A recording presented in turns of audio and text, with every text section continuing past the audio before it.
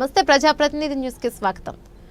మెదక్ జిల్లా చేగుంట కాంగ్రెస్ పార్టీ మండల అధ్యక్షులు వడ్ల నవీన్ కుమార్ మీడియా సమావేశంలో మాట్లాడుతూ ఇందిరమ్మ ఇండ్ల లబ్ధిదారుల ఎంపిక నిష్పక్షపాతంగా జరగాలన్నారు. ఈ సందర్భంగా వారు మాట్లాడుతూ శాస్త్రీయంగా ఇందిరమ్మ ఇండ్ల లబ్ధిదారులను గుర్తించాలని అధికారులకు సూచించారు. ప్రజల్లో నెలకొన్న అపోహల అనుమానాలు గ్రామ సభల ద్వారా నివృత్తి చేయాల్సిన బాధ్యతపై అధికారులు ఉందని తెలిపారు. పక్షపాతాలు లేకుండా నిజమైన లబ్ధిదారులను ఎంపిక చేయాలని సూచించారు.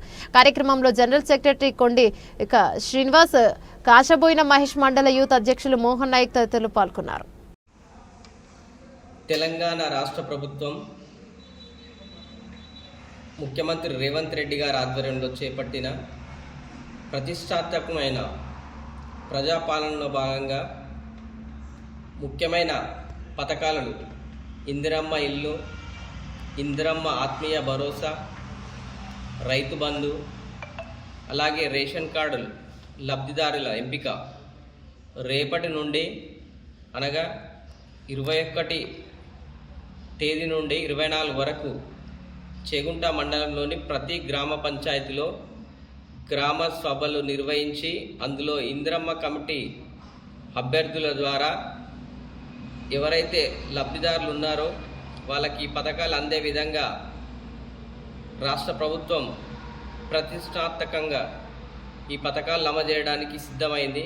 కావున చేగుంట మండల కాంగ్రెస్ పార్టీ అధ్యక్షులు కానీ, ఉపాధ్యక్షులు కానీ, కార్యకర్తలు కానీ మన యొక్క ఇందిరమ్మ కమిటీ సభ్యులకు సహకరించి ఎవరైతే లబ్ధిదారులు అప్లికేషన్ పెట్టుకున్న వాళ్ళు రేషన్ కార్డులు వచ్చి ఇంకెవరైనా రాని వాళ్ళు ఉన్నా కానీ, ఇందిరమ్మ ఇల్లు రాని వాళ్ళు ఉన్నా కానీ ఈ దరఖాస్తులు అనేటివి యథావిధిగా కొనసాగుతుంటాయి.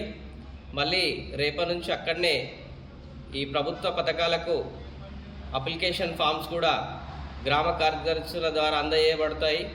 అక్కడనే రానివారు ఉంటే దరఖాస్తు చేసుకోగలరు. ఈ స్కీమ్లు యథావిధిగా కొనసాగుతాయి. కావున ఎవరి మాటలు నమ్మకుండా ఇంతటితో ఈ స్కీములు ఆగిపోయినాయి. చివరి దరఖాస్తు తేదీ అనేది ఏం లేదు.